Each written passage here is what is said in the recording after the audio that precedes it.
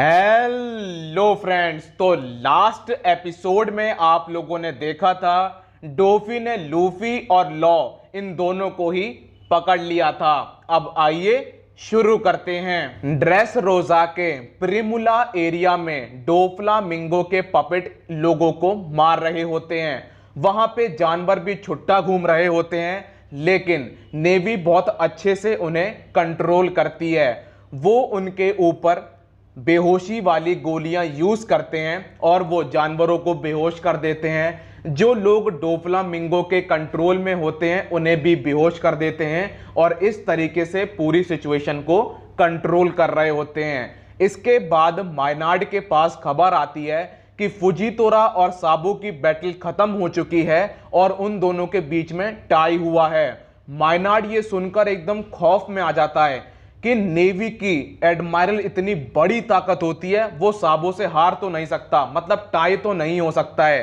तब उसको फुजीतोरा की बात याद आती है कि कैसे उसने बोला था, गवर्नमेंट अपने आप को भगवान समझती है क्या? जरा इन लोगों की गुस्से भरी चीखें सुनो।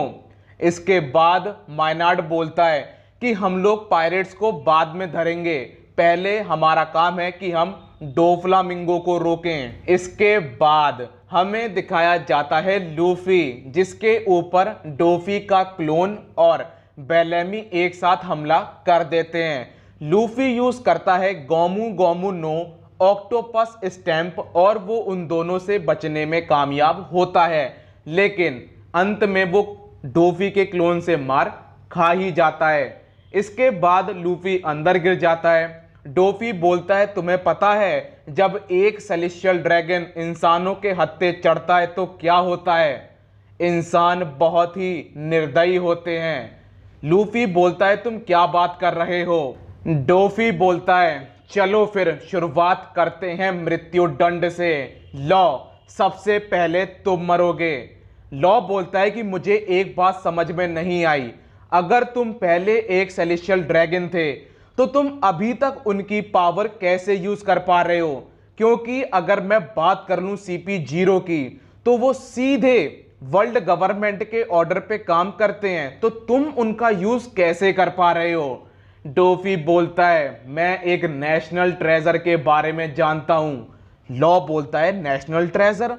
वो बोलता है कि हाँ, नेशनल ट्रेजर जो कि मारी जो कि होली लैंड में है, और अगर उस टाइम मेरे पास तुम्हारा फ्रूट होता तो वो खजाना मेरे पास होता। जब ये बात मुझे पता पड़ी थी तो उन्होंने मुझे मारने की कोशिश करी थी, लेकिन मैं बच निकला। उसके बाद उन्होंने मुझसे हाथ मिला लिया और इस तरीके से मैं उनकी पावर को यूज कर पाता हूं। जो तुम्हारे पास पावर है वो बहुत ही कमाल की है, और जो तुम पर्सनैलिटी चेंज कर देते हो वो तो और भी कमाल की है, लेकिन उसका एक और यूज है। क्या तुम उसके बारे में जानते हो? तुम्हारा फ्रूट अगर कोई बुद्धिमान इंसान यूज करे तो वो एंशियंट टाइम को सच कर सकता है, और तुम्हारा फ्रूट एक इंसान को अनंत जीवन दे सकता है। लॉ बोलता है, मैं जानता हूं मैं किसी भी इंसान को अमर बना सकता हूं परपेचुअल यूथ सर्जरी की मदद से, लेकिन ऐसे में मुझे अपनी जान गंवानी पड़ेगी। डोफी बोलता है, इसलिए मैं नहीं चाहता था कि तुम ये फ्रूट खाओ। अब डोफी और लॉ लड़ने लगते हैं। लॉ जो भी टेक्निक यूज करता है, डोफी बोलता है कि ये टेक्निक लाओजी की है, ये डियामांटे की है और ये ग्लैडियस की है। तुम्हारे पास जो भी ताकत है वो हमारी है।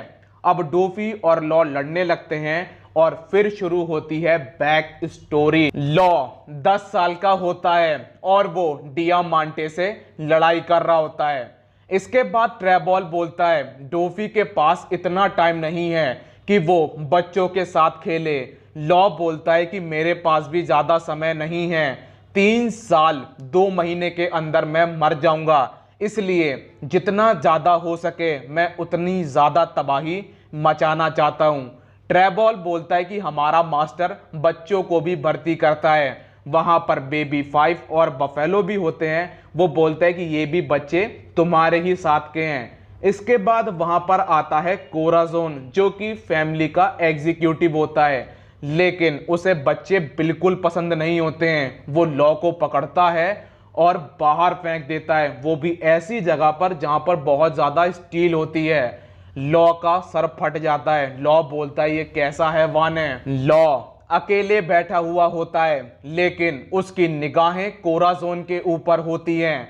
फिर वहां पर आता है सैनोर पिंक और वो लॉ से बोलता है कि तुम्हें डोफी बुला रहा है। लॉ भी सैनोर पिंक से बोलता है कि मुझे तुमसे एक सवाल पूछना है, लेकिन तभी वहां पर आता है कोराज़ोन और वो लॉ को उठा के नीचे फेंक देता है। लॉ बोलता है कि मैं तुम्हें जान से मार दूंगा। इसके बाद हमें दिखाया जाता है डोफी जो खाना खा रहा होता है और अपना प्लान डिस्कस कर रहा होता है कि अब हमें राकेश नाम की जगह पर हमला करना है। फिर वहां पर लॉ पहुंच जाता है तो लोग बोलते हैं कि हमें पता है कि जब से तुम यहां पर आए हो कोराज़ोन तुम्हारे ऊपर अत्याचार कर रहा है। ट्रेबॉल बोलता है कि सुनो, बच्चा हो या जवान, यहां से हर कोई भाग ही जाता है, तो यहां पर बस बेस्ट लोग ही बचते हैं। जिसके बाद लाउजी बोलता है कि सुनो लॉ, हमारा रिश्ता खून से है, चाहे तुम्हें कितनी भी चोट लग जाए तुम किसी को कुछ नहीं करोगे, और अगर तुमने कुछ किया तो हमारा पूरा एग्जीक्यूटिव सिस्टम बिगड़ जाएगा। डोफी बोलता है कोराज़ोन मेरा छोटा भाई है और अगर किसी ने उसे नुकसान पहुंचाने की सोची भी तो मैं उसे जान से मार दूंगा। इसके बाद मैचवाइस और गियोला की नजर पड़ती है लॉ की सफेदी के ऊपर, जिसके बाद वो दोनों बोलते हैं कि ये तो वाइट लेड डिजीज है, जिसको भी ये बीमारी होती है उसको बहुत भयानक पेन होता है। इसके बाद डोफी बोलता है लॉ, एक बात बताओ, क्या तुम्हारे वाइट टाउन से कोई और भी बचा है?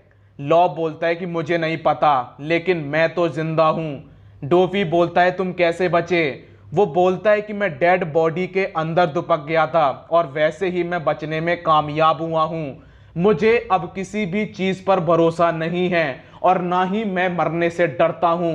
कोराज़ोन, मैं तुमसे अपना बदला लेके रहूंगा। ग्लैडियस लोग एक पार्टी के ऊपर हमला कर देते हैं, जिसके बाद बेबी 5 ग्लैडियस से बोलती है कि व्हाइट टाउन में क्या हुआ था। ग्लैडियस बताता है कि वो कंट्री बहुत ही ज्यादा अमीर थी और एक दिन उन्होंने व्हाइट लेड नाम की चीज खोज निकाली थी। उनका पेंट, उनका घर, उनके कॉस्मेटिक, उनकी हर एक चीज व्हाइट लेड की बनी होती थी।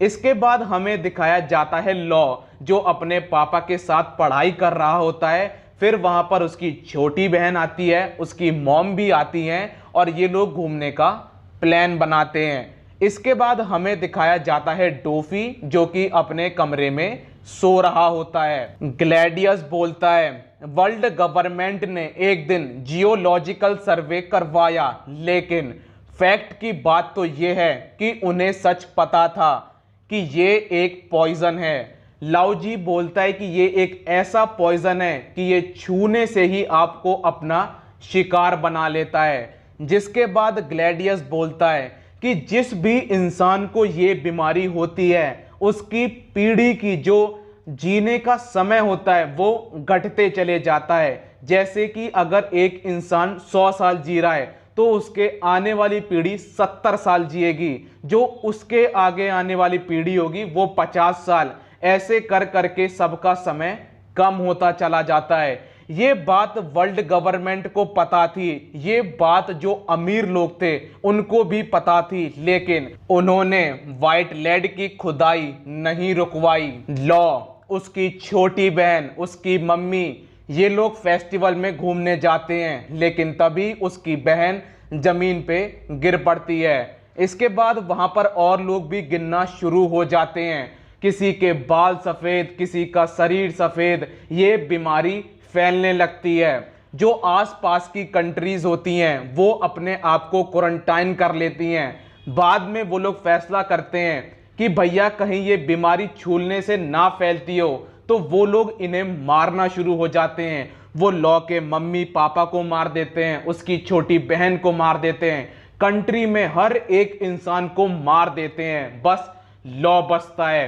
अब हमें दिखाया जाता है लॉ जिसे कोराजोन बैठा मिलता है और वो चूकता नहीं है, वो अपनी स्वॉर्ड कोराजोन के पेट में घुसेड़ देता है और यहीं पर एपिसोड खत्म हो जाता है। मिलता हूं नेक्स्ट वीडियो में, जब तक के लिए अपना ख्याल रखिए, कोरोना से सावधान, गुड बाय।